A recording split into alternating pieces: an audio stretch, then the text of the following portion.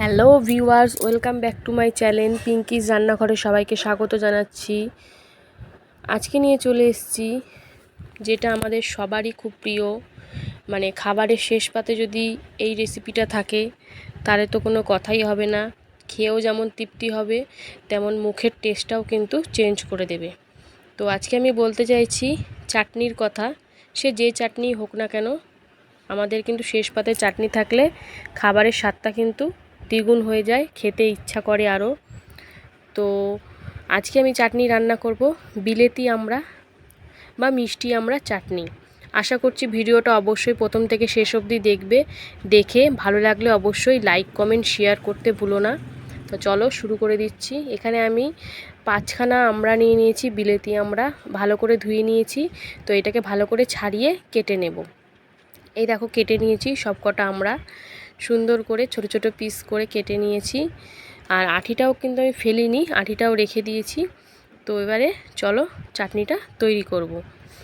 তো প্রথমেই আমি চাটনি তৈরি করার জন্য কড়াই বসিয়ে দিয়েছি। চাটনিটা আমি করব সর্ষের তেল দিয়ে। তো আমি খুব বেশি সর্ষের তেল দেব না, 3 চামচ কি 4 চামচ মতন দিলাম। তো এবার দিয়ে দিচ্ছি ফোড়নে 2টো শুকনো লঙ্কা। চাটনি মানে শুকনো লঙ্কা লাগবেই, নাহলে চাটনির যে ফ্লেভারটা সেটা বেরিয়ে আসে না। আর লাগবে হচ্ছে 5 ফোড়ন। ফোড়নটা এবার সুন্দরভাবে ভেজে নেব। ফোড়নের সুন্দর একটা গন্ধ বেরিয়ে আসা অবধি ফোড়নটা সুন্দর করে ভেজে নিতে হবে। হালকা একটু নাড়াচাড়া করে নিচ্ছি। এবারে ফোড়নটা সুন্দর করে ভেজে নেব। ফোড়নের একটা সুন্দর গন্ধ বেরিয়ে এসছে।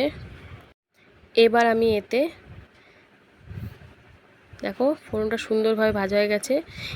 এবার আমি এতে দিয়ে দেব ওই কেটে রাখা আমড়াগুলো, যেটা ছোটো ছোটো করে ফালি করে রেখেছিলাম। তো সেটা দিয়ে আবার 2-1 মিনিট মতন একটু ভেজে নেব।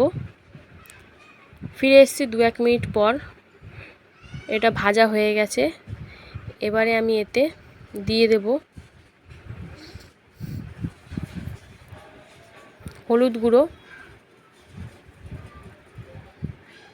দিয়ে ভালো করে মিশিয়ে নেব যাতে হলুদটা সব কিছুর সাথে ভালোভাবে মিশে যায়। তো ভালো করে নাড়াচাড়া করে নিচ্ছি। হলুদটা দেওয়ার পর 1 মিনিট মতন একটু ভেজে নিতে হবে যাতে হলুদের গন্ধটা না ছাড়ে।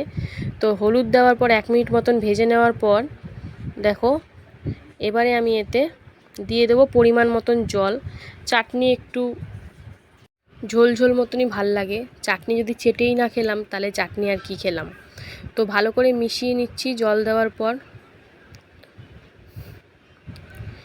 একদম সিম্পল রান্না, যে কেউ করতে পারবে।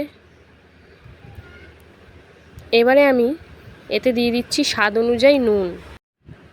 তো নুনটা দেওয়ার পরে আবার একটু ভালো করে মিশিয়ে নেব। মিশিয়ে নিয়ে এবারে কিন্তু আমি এটা ঢাকা দিয়ে লো ফ্লেমে প্রায় 8 থেকে 10 মিনিট মতন রান্না করব। ফিরে এসেছি 8 থেকে 10 মিনিট পর। দেখব এবারে আমড়াগুলো কতটা সিদ্ধ হয়েছে। এই আমড়া তো কাঁচা কাঁচাই খাওয়া যায়, মানে কাঁচা কাঁচা আমরা খাই,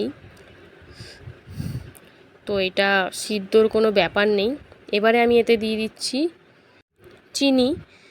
যেহেতু এই আমড়াটা মিষ্টি মিষ্টি, হালকা একটু টক টক, সেই জন্য সেই পরিমাণ বুঝেই চিনিটা দিলাম।